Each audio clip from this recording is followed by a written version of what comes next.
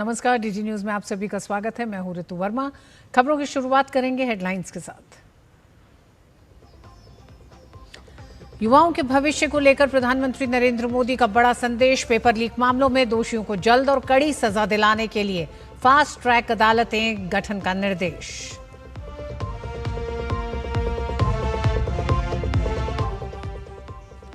Fast track अदालत पर PM Modi के ऐलान के बाद सरकार का बड़ा कदम। 4 शहरों में गठित होगी फास्ट ट्रैक अदालत।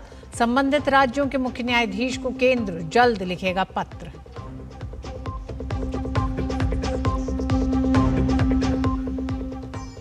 पीएम की घोषणा के बावजूद संसद में विपक्ष का हंगामा। दोनों सदनों की कार्यवाही बाधित। लोकसभा कल तक के लिए स्थगित। सरकार ने विपक्ष पर लगाया चर्चा से भागने का आरोप।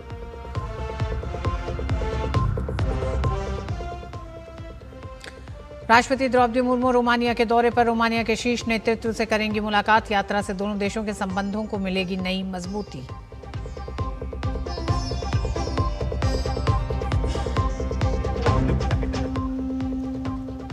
और ग्लासगो राष्ट्रमंडल खेलों की शुरुआत आज से। करीब 3000 एथलीट 10 खेलों में लेंगे हिस्सा। 126 भारतीय एथलीट पदक के लिए पेश करेंगे चुनौती। देश भर में परीक्षा प्रश्न पत्र लीक होने की घटनाओं को लेकर जारी बहस के बीच प्रधानमंत्री नरेंद्र मोदी ने युवाओं के भविष्य को लेकर बड़ा संदेश दिया है। प्रधानमंत्री ने कहा कि देश के युवाओं का कल्याण और उनका भविष्य सरकार की सर्वोच्च प्राथमिकता है। उन्होंने ऐलान किया कि पेपर लीक के मामलों में दोषियों को जल्द और कड़ी सजा दिलाने के लिए फास्ट ट्रैक अदालतें स्थापित की जाएंगी। सोशल मीडिया मंच एक्स पर जारी अपने संदेश में प्रधानमंत्री मोदी ने कहा कि युवाओं के हितों की रक्षा से बढ़कर कुछ भी नहीं है। उन्होंने कहा कि सरकार ने पेपर लीक के मामलों की त्वरित सुनवाई और दोषियों को सख्त सजा सुनिश्चित करने के लिए फास्ट ट्रैक कोर्ट स्थापित करने का फैसला किया है। साथ ही संबंधित अधिकारियों को इस दिशा में सभी आवश्यक कदम उठाने के निर्देश भी दिए गए हैं। प्रधानमंत्री ने स्पष्ट चेतावनी देते हुए कहा कि जो लोग देश के युवाओं के भविष्य से खिलवाड़ करेंगे उन्हें किसी भी कीमत पर बख्शा नहीं जाएगा। उन्होंने कहा कि ये फैसला छात्रों के हितों की सुरक्षा के लिए सरकार द्वारा उठाए जा रहे व्यापक कदमों का हिस्सा है। इससे एक दिन पहले केंद्रीय स्वास्थ्य मंत्री जेपी नड्डा ने भी कहा था कि सरकार परीक्षा प्रश्न पत्र लीक के मुद्दे पर सभी पक्षों से बातचीत के लिए तैयार है। उन्होंने बताया कि सरकार ने प्रदर्शन कर रहे प्रतिनिधियों से बातचीत की है और उनसे अपने सुझाव लिखित रूप में देने को कहा है। जेपी नड्डा ने कहा कि सरकार इस गंभीर मुद्दे पर व्यापक चर्चा चाहती है और परीक्षा प्रणाली को अधिक पारदर्शी और विश्वसनीय बनाने के लिए संसद सबसे उपयुक्त मंच है जहां दीर्घकालिक नीति पर सहमति बनाई जा सकती है। प्रधानमंत्री ने इस बयान को परीक्षा प्रणाली में पारदर्शिता बढ़ाने और युवाओं का भरोसा मजबूत करने की दिशा में सरकार के सख्त रुख के रूप में देखा जा रहा है। इससे पहले भी प्रधानमंत्री नरेंद्र मोदी ने एनडीए संसदीय दल की बैठक मंगल मिलन में भी पेपर लीक के मुद्दे की गंभीरता को रेखांकित किया था। पीएम मोदी ने कहा कि पेपर लीक का मुद्दा सिर्फ किसी एक राज्य या केंद्र सरकार तक सीमित नहीं है, बल्कि पूरे देश की चिंता का विषय है। प्रधानमंत्री नरेंद्र मोदी ने कहा कि युवाओं के भविष्य से खिलवाड़ करने वालों के खिलाफ सरकार ने कड़ी कार्रवाई की है और दोषियों को किसी भी कीमत पर बख्शा नहीं जाएगा। एनडीए सांसदों को संबोधित करते हुए प्रधानमंत्री ने बताया था कि पेपर लीक की जानकारी मिलते ही सरकार ने तुरंत कार्रवाई की। अब तक 13 आरोपियों को गिरफ्तार कर जेल भेजा जा चुका है। उन्होंने कहा कि छात्रों का भविष्य प्रभावित ना हो, इसलिए नीट की पुनः परीक्षा प्राथमिकता के आधार पर कराई गई और परिणाम भी बिना किसी देरी के घोषित किए गए। प्रधानमंत्री ने कहा कि भविष्य में ऐसी घटनाओं की पुनरावृत्ति रोकने के लिए सख्त कदम उठाए गए हैं।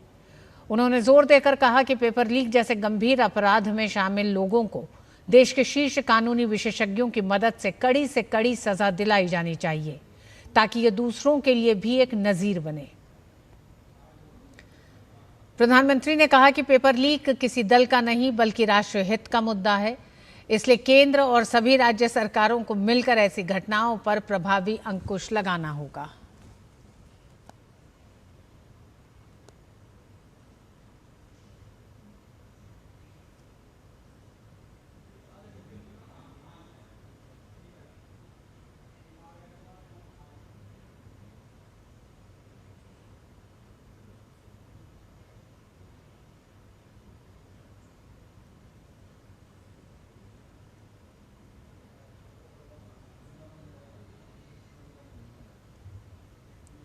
प्रधानमंत्री नरेंद्र मोदी ने पेपर लीक मामले पर फास्ट ट्रैक कोर्ट के गठन का ऐलान कर पिछले कई दिनों से चले आ रहे इस मामले पर सरकार के रुख को बहुत साफ कर दिया है।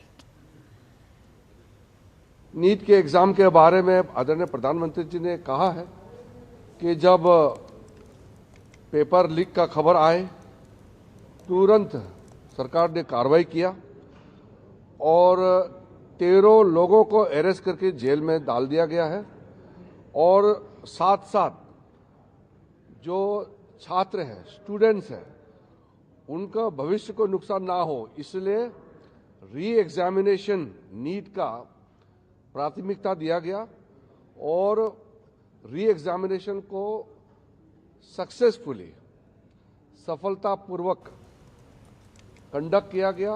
प्रधानमंत्री जी ने ये अपील भी किया है कि उनका जो सजा है उसको सख्ती से सख्ती सजा कैसे दिया जाए उसमें सारा टॉप क्लास के वकील लोग भी साथ दें।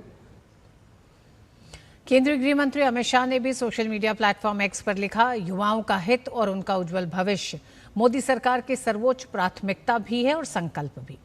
प्रधानमंत्री जी द्वारा फास्ट ट्रैक कोर्ट्स के गठन से पेपर लीक के मामलों में दोषियों के खिलाफ त्वरित सुनवाई और कठोर कार्रवाई का निर्णय इसी का प्रतिबिंब है। पेपर लीक के कारण युवाओं के भविष्य से खिलवाड़ करने वालों के विरुद्ध प्रधानमंत्री नरेंद्र मोदी का ये महत्वपूर्ण कदम मील का पत्थर साबित होगा।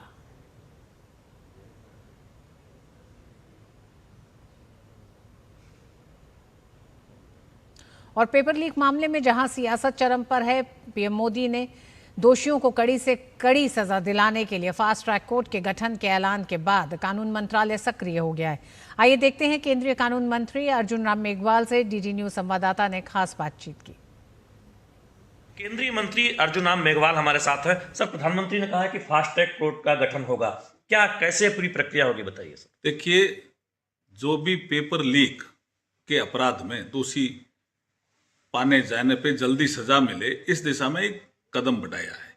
हमारे यहाँ पहले से एक एक्ट 2024 से मौजूद है, public examination prevention of unfair means act 2024। उसके तहत यूपीएससी के एग्जाम भी सम्मिलित हैं और एनटीए जो ये नीट का एग्जाम है ये भी सम्मिलित है, रेलवे का एग्जाम भी उसमें सम्मिलित है, एसएससी का एग्जाम भी सम्मिलित है।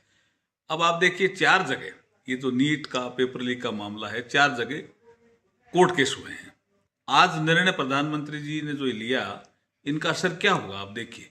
अदरवाइज तो ये रूटीन की ट्रायल में चले जाते ये केस, इतना बड़ा मामला पेपर लीक का और रूटीन की ट्रायल में। तो प्रधानमंत्री जी ने कहा युवाओं को न्याय जल्दी मिले और जो उन्होंने अपराध किया है वो सलाखों के पीछे जाए, इसके लिए स्पीडी ट्रायल होगा, डे टू डे बेसिस पे ट्रायल होगा और उनको जल्दी सजा मिलेगी तो युवाओं को न्याय मिलेगा। सर, इसकी प्रक्रिया क्या होगी? प्रक्रिया ये है कि चीफ जस्टिस जो संबंधित हैं उनको तो कहा ही जाएगा।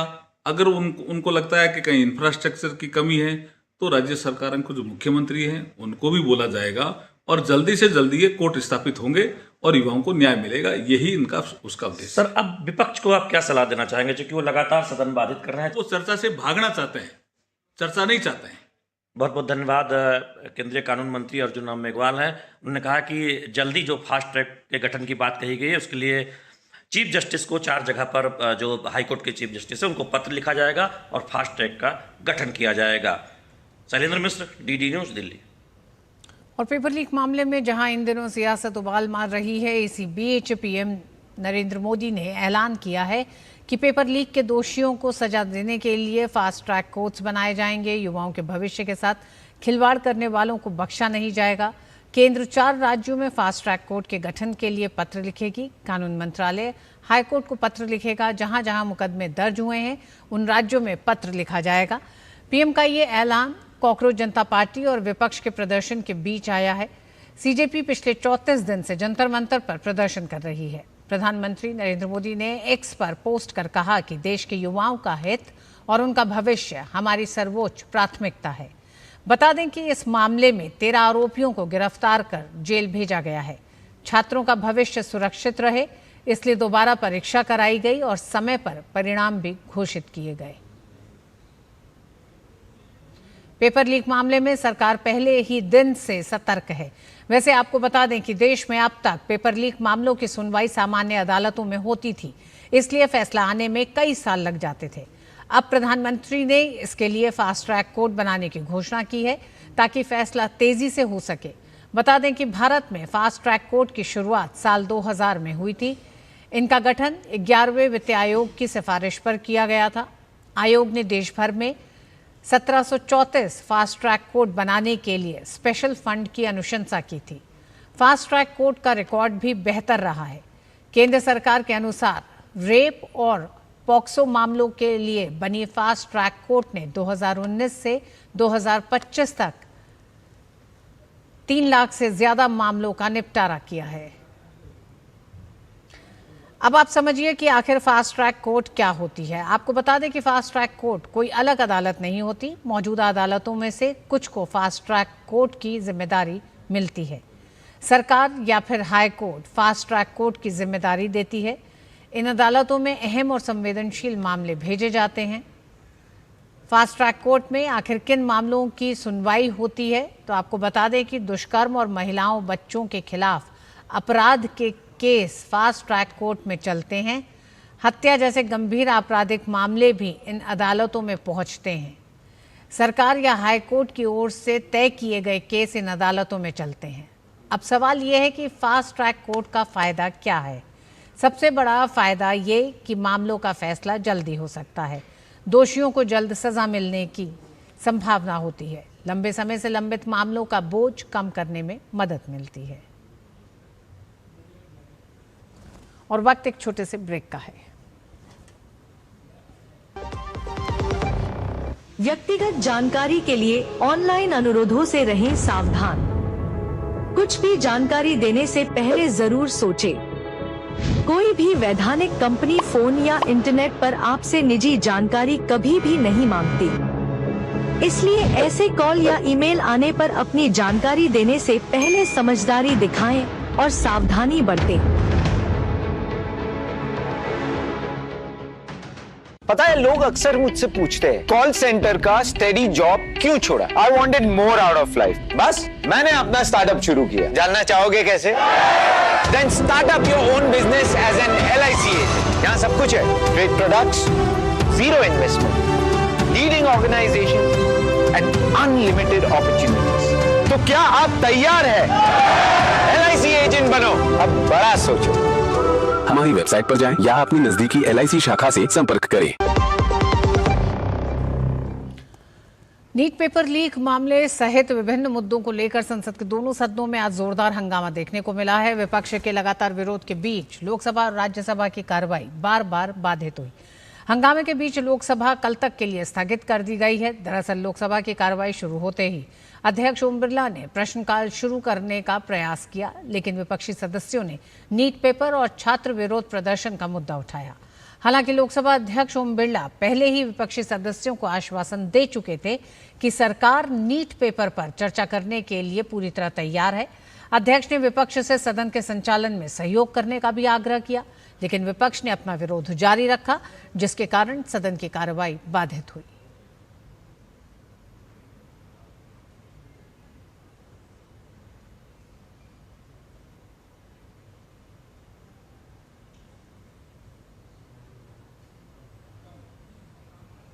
माननीय सदस्यों का सबसे महत्वपूर्ण समय होता है, जवाबदेह का होता है। मैंने कल भी प्रयास किया, आप भी प्रयास कर रहा हूं कि सदन हर मुद्दे पर चर्चा करने को तैयार है। आप प्रश्नकाल के बाद आइए, जिस नियमों के तहत भी आप चर्चा करना चाहते हैं, सब दलों के साथ बैठकर हम चर्चा करने के लिए सरकार से भी बात करेंगे। सरकार भी चर्चा करने को तैयार है।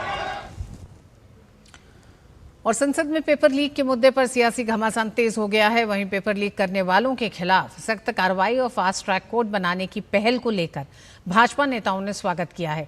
साथ ही बीजेपी नेताओं ने इस मुद्दे पर विपक्ष को घेरा और चर्चा से भागने का आरोप लगाया। प्रधानमंत्री जी ने पब्लिक फोरम पर जो है ये बात एक्स में अपने ट्वीट के माध्यम से ये बातें कही हैं। प्रधानमंत्री जी की मंशा स्पष्ट है, विद्यार्थियों के साथ कोई अन्याय नहीं होगा। विद्यार्थियों के साथ जिस किसी ने भी ये गलत और घटिया हरकत की है पेपर लीक की, उन सबों को ऐसी कड़ी से कड़ी सजा दिलाई जाएगी जिससे कि उनकी रूह कांप जाएगी। भविष्य में इस तरह की घटना करने में उनको 100 बार सोचना पड़ेगा। हमारी सरकार, एनडीए की सरकार पूरी तरह से छात्र और युवाओं के भविष्य के लिए हर स्तर पर चर्चा को तैयार है, पर राहुल गांधी और कांग्रेस और संपूर्ण विपक्ष चर्चा से भाग रहे हैं, क्योंकि उनको मालूम है जब वो सदन के पटल पर चर्चा करने आएंगे तो उनकी जो दोहरा चरित्र है वो जनता और युवाओं के बीच में जग जाहिर हो जाएगा। अपोजिशन पार्टी तो फिर से हंगामा करके चर्चा से भाग रहे हैं, ये ठीक नहीं है। अब ये चौथा दिन हो गया है और पार्लियामेंट का बाकी बिजनेस छोड़ के हम पहला नीट पेपर लीक पे चर्चा के लिए पूरा तैयार हो गए हैं, फिर क्यों भाग रहे हैं चर्चा से? हमने बहुत साफ शब्दों में कहा है कि जितना लंबा चर्चा करना चाहते हैं, जिस दिन करना चाहते हैं, हम पूरा तैयार हैं। माननीय प्रधानमंत्री श्री नरेंद्र मोदी जी ने स्पष्ट शब्दों में कहा है, बच्चे किसी दल के नहीं होते, छात्र किसी दल के नहीं होते, और छात्रों के भविष्य के साथ कोई अगर खिलवाड़ करने की कोशिश करेगा तो उसे छोड़ा नहीं जाएगा, उसे बख्शा नहीं जाएगा।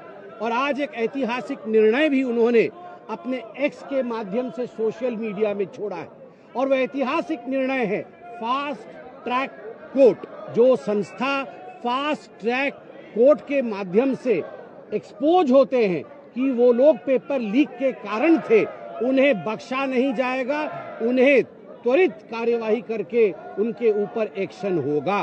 कठोर दंड दोषियों को मिलना चाहिए, इसलिए आज ही फास्ट ट्रैक कोर्ट के गठन का निर्णय लिया गया है, अर्थात त्वरित गति से न्याय हो और तुरंत दोषियों को सजा मिले। तो एक तरफ हमारी सरकार छात्रों के हितों के लिए संवेदनशील है और छात्रों को राजनीति की दृष्टि से नहीं देख रही है, शिक्षा व्यवस्था को उचित और व्यवस्थित करने के लिए प्रयत्नशील है और दोषियों को कठोरता के साथ दंड मिलने के लिए प्रयत्नशील है। दूसरी तरफ विपक्ष व्यवस्था की बजाय अराजकता के लिए प्रयत्नशील है और संवेदनशीलता की बजाय सत्ता लोलुप कुटिलता की दृष्टि से आगे चल रहा है। और बात झारखंड की। झारखंड में प्रतियोगी परीक्षाओं में गड़बड़ी और धांधली का मुद्दा एक बार फिर गर्मा गया है। झारखंड लोक सेवा आयोग के खिलाफ युवा सड़कों पर है। भाजपा समेत अन्य विपक्षी दलों ने भी राज्य सरकार की घेराबंदी तेज कर दी है। इस दबाव के बीच जेपीएससी ने सिविल सेवा मुख्य परीक्षा समेत आगामी 9 परीक्षाएं स्थगित कर दी हैं। मामला गरमाने के बाद जेपीएससी अध्यक्ष ने इस्तीफा दे दिया है और राज्य सरकार बचाव की मुद्रा में है। देखिए दिवाकर कुमार की खास रिपोर्ट। प्रतियोगी परीक्षाओं में अनियमितताओं के मुद्दे पर झारखंड में इंडी गठबंधन सरकार बुरी तरह घिर गई है। राज्य में एक बार फिर युवाओं ने राज्य सरकार और जेपीएससी की कार्यशैली पर सवाल उठाते हुए नौकरियों को बेचने का आरोप लगाया है। जेपीएससी का घेराव करने पहुंचे अभ्यर्थियों और युवा नेताओं ने सड़क पर अपना आक्रोश दिखाया। कटअप इतना हाई गया कि हम लोग को पीटी में कोई रिजल्ट नहीं आया, और ये नहीं आने का रीजन सबसे बड़ा ये है कि अंदर से कहीं ना कहीं घोटाला हुआ है। दरअसल हालिया विवाद तब शुरू हुआ जब झारखंड सिविल सेवा की प्रारंभिक परीक्षा का परिणाम बिना जेपीएससी सदस्यों के हस्ताक्षर के जारी कर दिया गया। मामला उजागर होने पर अभ्यर्थियों ने आवाज बुलंद की और भाजपा समेत अन्य विपक्षी दलों का उन्हें साथ मिला। नेता प्रतिपक्ष बाबूलाल मरांडी ने मुख्यमंत्री को ही इस प्रकरण का मास्टरमाइंड बताया और कहा कि सरकार पूरे मामले की लिपापोती में जुटी है। जेपीएससी में जो गड़बड़ी है, अगर हम कहें कि उस गड़बड़ी का कोई किंग पिन है तो राज्य के मुख्यमंत्री है। राज्य के मुख्यमंत्री, राज्य सरकार ने वहां पर जिस प्रकार से भ्रष्ट लोगों को पदस्थापित कर, जिनकी कोई क्रेडिबिलिटी नहीं। उधर आसू पार्टी ने भी इस मामले पर सरकार को घेरा है। पार्टी ने गड़बड़ियों की सीबीआई और ईडी से जांच कराने की मांग की है। राज्य सरकार से मांग करते हैं कि निश्चित रूप से सीबीआई जांच हो और दूध का दूध पानी का पानी हो। जिस कंपनी को बिहार सरकार ब्लैकलिस्ट करती है, जिस पर एफआईआर होता है, 6 महीना जो जेल में रहता है, ऐसे ब्लैकलिस्ट कंपनी से भी जेपीएससी काम कराने का काम करती है। मामला तूल पकड़ने के बाद झारखंड सीआईडी हरकत में आई है। जेपीएससी कार्यालय समेत कई ठिकानों पर छापेमारी की गई और गड़बड़ियों में शामिल कई लोगों की गिरफ्तारी हुई। जेपीएससी अध्यक्ष तक को इस्तीफा देना पड़ा और जेपीएससी मेन समेत आगामी 9 परीक्षाएं स्थगित कर दी गई। इस बीच मुख्यमंत्री हेमंत सोरेन ने दोषियों पर कार्रवाई की बात कही और परीक्षाओं में पारदर्शिता सुनिश्चित करने पर जोर दिया। गलत पाए गए लोग हैं उनके साथ भी मजबूती के और पूरी तरीके से कार्रवाई भी होगी। तो इसलिए आप लोग घबराए नहीं, अभी तो आप कार्रवाई की बात कर रहे हैं, लेकिन ये जरूर है कि सिस्टम हाई अलर्ट पर है, हर राज्य में हो रही गतिविधियों पर नजर है। इधर सरकार की सहयोगी कांग्रेस ने भी मुख्यमंत्री के सुर में सुर मिलाया है। पार्टी नेता राकेश सिन्हा ने कहा कि दोषियों पर एक्शन लिया जा रहा है। हमारी संवेदनाएं है कि अगर जेपीएससी के ऊपर प्रश्न खड़ा हुए हैं तो हम जेपीएससी के अध्यक्ष का इस्तीफा भी लिए, हम परीक्षाएं भी स्थगित की और हम सीआईडी जांच भी करवाए और दोषियों की गिरफ्तारी भी सुनिश्चित। एक के बाद एक प्रतियोगी परीक्षाएं झारखंड में सवालों के घेरे में रही है और जेपीएससी का ताजा मामला उस कड़ी को आगे बढ़ाता दिख रहा है। झारखंड में प्रतियोगी परीक्षाओं में गड़बड़ी के आरोप हमेशा से लगते रहे हैं। पूर्व में भी आयोजित परीक्षाओं की शुचिता पर प्रश्न चिन्ह लगे हैं, जांच भी हुए हैं, लेकिन नतीजे सिफर रहे हैं। अब एक बार फिर युवाओं के भविष्य पर इन गड़बड़ियों की वजह से ग्रहण लगता दिख रहा है, जिससे बाहर आने की छटपटाहट अभ्यर्थियों और युवाओं में साफ दिख रही है। डीडी न्यूज के लिए रांची से विकास के साथ मैं दिवाकर कुमार। और दिवाकर कुमार की रिपोर्ट बहुत साफ करती है कि परीक्षा शुचिता को लेकर कांग्रेस के दो रुख दिखाई देते हैं, झारखंड में कुछ और, केंद्र में कुछ और। आइए बात करते हैं, आज अयोध्या में साधु संतों की एक महत्वपूर्ण बैठक बुलाई गई है, जिसमें नवगठित संत समिति के सभी सदस्य भी शामिल होंगे। बैठक में राम मंदिर के भीतर पूजा पद्धति को लेकर विस्तार से चर्चा होगी। संतों के अनुसार मंदिर में रामानंदी परंपरा के अनुरूप पूजा अर्चना की व्यवस्था सुनिश्चित करने पर विचार किया जाएगा। इसके साथ ही बैठक में एक अन्य प्रस्ताव भी रखा गया है, जिसमें राम मंदिर से जुड़े मुद्दों पर विपक्ष द्वारा किए गए दुष्प्रचार के विरोध और उसके बहिष्कार की रणनीति पर भी चर्चा होने की संभावना है।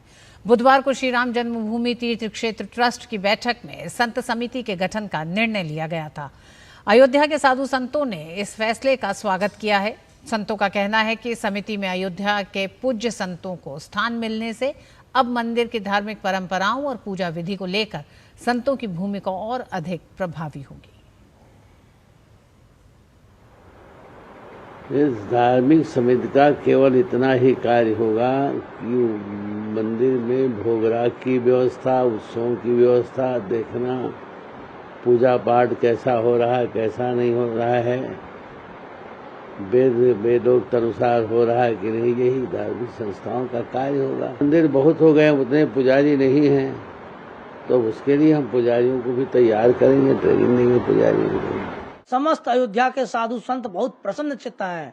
साधु संत अयोध्या के ही नहीं, संपूर्ण देश के साधु संत प्रसन्न चित्त हैं और साधुवाद दे रहे हैं तीर्थ क्षेत्र ट्रस्ट को कि आपने निर्णय करने में बहुत देरी की, लेकिन अच्छा निर्णय आपने किया है। इसके लिए तीर्थ क्षेत्र ट्रस्ट को साधुवाद है कि संप्रदाय के लोगों को जोड़े हैं और संप्रदाय के लोगों उन लोगों को जोड़े हैं जो जड़ से मजबूत हैं, जो सक्षम हैं कार्य करने में, जो स्वयं लगा करके कार्य कर सकते हैं, ऐसे लोगों को जोड़े हैं। संतों की समिति उसमें पूजा पद्धति में शामिल की जाती है, तो इससे अच्छा और कोई कार्य नहीं हो सकता है। जिन्होंने वैष्णवी परंपरा को जाना नहीं, जिन्होंने भगवान श्री राम की उपासना पद्धति को समझा नहीं, वो अगर पूजा पद्धति में हस्तक्षेप करते हैं तो उनको परंपरागत ज्ञान नहीं है, तो उससे निश्चित ही एक विवाद खड़ा होता है, भगवान की उपासना में भी बाधाएं आती हैं। तो कम से कम दीक्षित वैष्णव और रामानंदी महापुरुष हों, ये आवश्यक था, जरूरी है, क्योंकि ठाकुर जी की व्यवस्थाएं इतनी बड़ी हैं, इतनी व्यापक हैं, उनको देखने वाले भी जिम्मेदार और अधिक लोग चाहिए और पूरी तरह जो रामलला के चरणों में समर्पित हों, भक्त हों, ऐसे लोग रहेंगे तो निश्चित रूप से जो कुछ गड़बड़ियां हुई हैं उसकी पुनरावृत्ति ना हो। पश्चिम बंगाल में चलाए गए व्यापक सत्यापन अभियान के दौरान पूर्व की ममता सरकार में हुई एक और करतूत का पर्दाफाश हुआ है। बांग्लादेश सीमा से सटे 3 जिलों मुर्शिदाबाद, उत्तर दिनाजपुर और मालदा में सबसे अधिक फर्जी जन्म प्रमाण पत्र मिले हैं। मुख्य सचिव मनोज अग्रवाल ने प्रेस कॉन्फ्रेंस के जरिए इस बात की जानकारी दी। मुर्शिदाबाद में लगभग 2 लाख से ज्यादा फर्जी जन्म प्रमाण पत्र मिले। उत्तर दिनाजपुर में लगभग 1.5 लाख से ज्यादा और मालदा में भी लगभग 1.5 लाख फर्जी जन्म प्रमाण पत्र मिले हैं।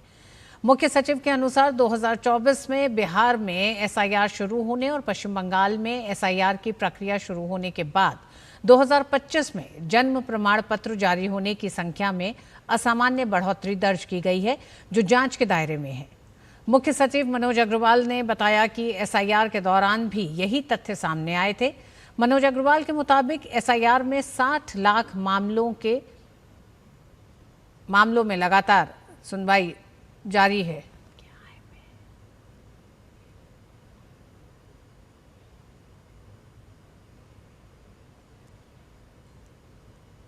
और इसी के साथ इस बुलेटिन में बस इतना ही। नमस्कार।